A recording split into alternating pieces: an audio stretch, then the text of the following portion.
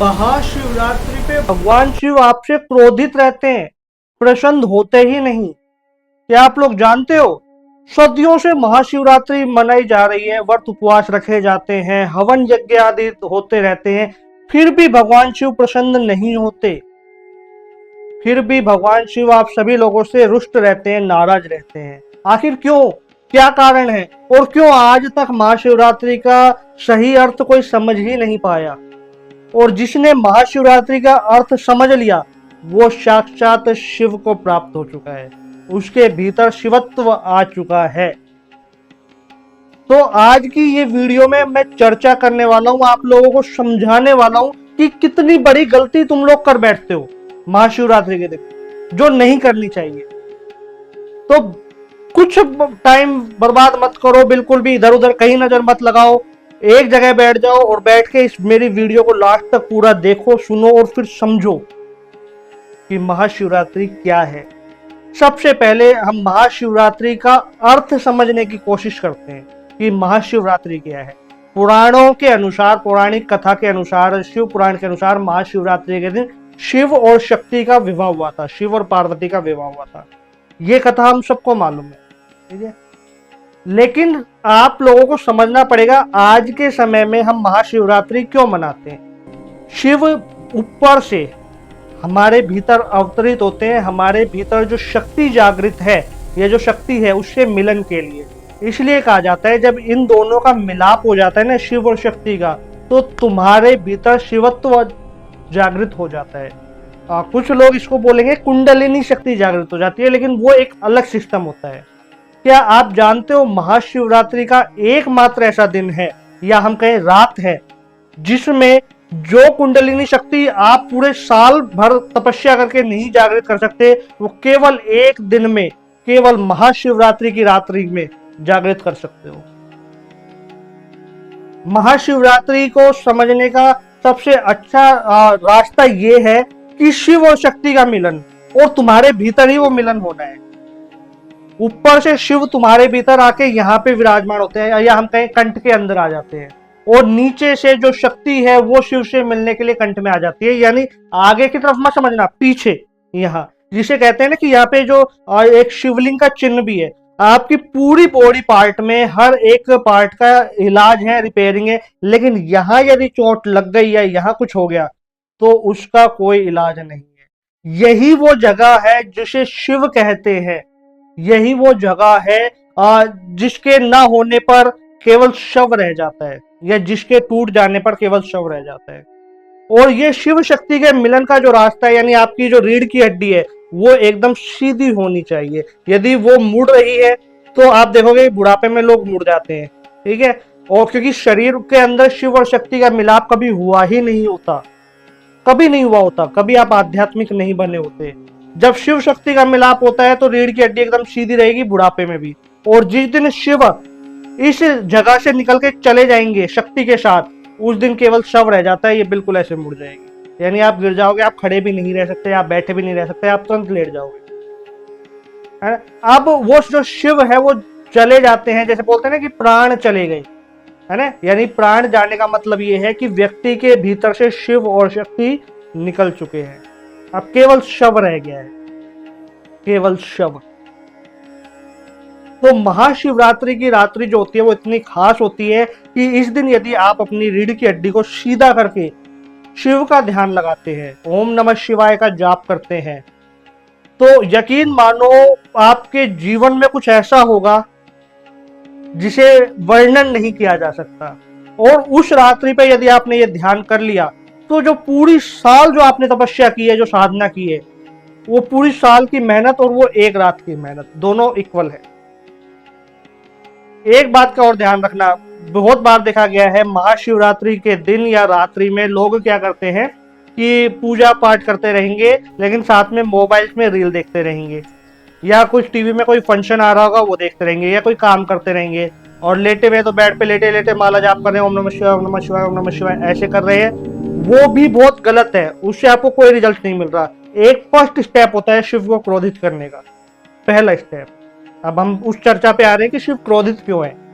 दूसरी बात करता हूं मैं, जब भी आप महाशिवरात्रि का व्रत करते हैं तो व्रत का अर्थ होता है उपवास, उपवास का अर्थ होता है कि बिना कुछ खाए पिए शिव का ध्यान लगाना, ना कि फलाहार करते रहना। यदि आप बीपी पेशेंट्स नहीं है, आपको टैबलेट नहीं लेनी, या आप कंट्रोल कर सकते हैं, आप ज्यादा बुजुर्ग नहीं है, तो आप रिक्वेस्ट करके मैं ये बोल रहा हूं कि भूखे ही रहिए, क्योंकि खाना खाने से आपका जब पेट भरता है तो आपके शरीर में ऊर्जा उत्पन्न होती है, और वो ऊर्जा को आप कंट्रोल नहीं कर पाते। कई कई बार वो ऊर्जा किसी पे क्रोध करने पे निकल जाती है, कई कई बार वो ऊर्जा आलस्य का रूप ले लेती है, आप साधना नहीं कर पाते। शिवरात्रि के दिन पूरी रात्रि को जागना होता है। लोगों को ये लगता है कि शिवरात्रि का मतलब होता है सुबह 5 बजे व्रत शुरू हुआ और शाम को 5-6 बजे पूरा हो गया। नहीं, शिवरात्रि का महत्व है, रात्रि में आपको वो ध्यान लगाना होता है। दिन का महत्व सांसारिक लोगों के लिए है, जिन्हें शिव को नहीं ध्याना, जिन्हें शिव का ध्यान नहीं करना, या जिन्हें केवल पौराणिक कथाओं के अनुसार व्रत उपवास करने हैं, उनके लिए दिन है।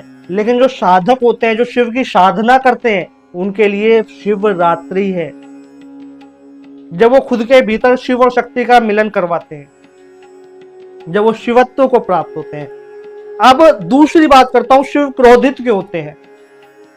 महाशिवरात्रि के नाम पर जो लोग ये बोलते हैं कि जैसे हाँ भैया हम ज्यादा फलहार कर लेते हैं, या हम किसी को दान दक्षिणा कर देंगे तो हमारा अहित हो जाएगा, या हम हमारे ग्रहों को ठीक करने के लिए किसी के साथ दान दक्षिणा कर देते हैं, किसी की दान दे देते हैं कुछ, है ना। पूरी साल आप किसी भी पशु को भोजन नहीं कराते, लेकिन महाशिवरात्रि आते ही आप गाय ढूंढने लग जाते हो, है ना, कोई पशु ढूंढने लग जाते हो भोजन करवाने के लिए।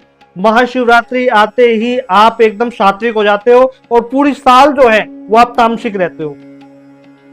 तो शिव तो क्रोधित होंगे, शिव पशुपतिनाथ है। पूरी साल यदि उनके भक्तों पे अत्याचार किया, और केवल एक दिन शिवरात्रि के दिन यदि आपने भगवान शिव के भक्तों की सेवा की, तो क्या शिव प्रसन्न हो जाएंगे? नहीं होंगे। पूरी साल शिव के भक्तों की सेवा करनी होती है। दूसरी बात और बताऊं आपको मैं, हमेशा ध्यान रखो, शिव यानी क्या? शिव वो जो नहीं है, और जो नहीं है वही शिव है। जब इस ब्रह्मांड में कुछ नहीं था तो केवल एक शेष शिव था, और जब इस ब्रह्मांड में कुछ नहीं रहेगा तो भी शिव ही रहेगा। उस शिव को प्राप्त करने के लिए किसी भी कर्म कांड या किसी भी नियम की आवश्यकता नहीं है। शिव वो जो एक बेल्व पत्र से प्रसन्न होकर खींचे चले आते हैं। शिव वो जो भक्त वत्सल है, जो भक्त के अधीन है। लेकिन भक्ति आपकी सच्ची होनी चाहिए, श्रद्धा से होनी चाहिए। हमेशा ध्यान रखना, यदि आप शिवरात्रि के दिन भगवान शिव के मंदिर में पूजा करने जा रहे हैं, और आपके मार्ग में यदि कोई ऐसा व्यक्ति आता है जिसे आपकी सहायता की आवश्यकता है, तो वो शिव का भेजा हुआ ही दूत है। उसकी सहायता जरूर कर देना, उसको धिक्कारना मत, वरना शिव क्रोधित होंगे। शिवत्व को अपने भीतर से जाना जाता है, अपने भीतर से पहचाना जाता है, जागृत किया जाता है, ना कि किसी नियम या किसी रूल को फॉलो करके आप ये सोचोगे कि शिव मुझे मिल जाएंगे। नहीं मिलने वाले।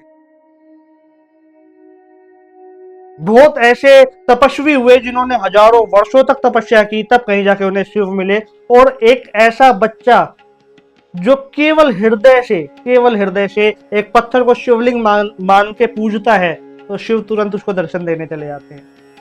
मैं कह रहा हूं ना कि शिव को तुम्हारे नियम, तुम्हारे कर्म कांड नहीं चाहिए, शिव को चाहिए भाव, शिव को चाहिए श्रद्धा, शिव को चाहिए साधना, शिव को चाहिए ध्यान। और इस महाशिवरात्रि के दिन जब शिव और शक्ति का मिलन होता है, हमेशा ध्यान रखना, तुम पे ऐसी असीम कृपा होगी जिसका वर्णन करना असंभव है किसी भी व्यक्ति के लिए। जब हम देवी माँ की पूजा करते हैं नवरात्रि में, तो केवल देवी की पूजा होती है। सावन के महीने में जब हम शिव की पूजा करते हैं, तो केवल शिव की पूजा होती है। लेकिन शिवरात्रि एक ऐसा दिन होता है, एक ऐसा समय होता है जब शिव और शक्ति दोनों की पूजा होती है, एक साथ होती है। तो इस महाशिवरात्रि हमेशा ध्यान रखना, शिव को जानना, पहचानना, शिव को क्रोधित मत करना। शिव तुम्हारे अहंकार रूपी कर्मकांड पूजा से खुश नहीं होने वाले। शिव खुश होंगे तो भाव से, श्रद्धा से, और शिव के सभी भक्तों की सेवा से। शिव के सभी भक्त कौन है? ये जीव जंतु, पशु पक्षी, वृक्ष, ये संपूर्ण प्रकृति, ये सब शिव के हैं। तो इस महाशिवरात्रि के दिन और इस महाशिवरात्रि की रात को आपको ध्यान लगाना है, साधना करनी है और हो सके तो जीवों की सेवा करनी है। और यकीन मानो यदि आप ये सारे रूल फॉलो करोगे तो भगवान शिव का जो डिवाइन अनुभव है वो आपको जरूर होगा। इस महाशिवरात्रि पे इतना ही। नमः पार्वती पते हर हर महादेव।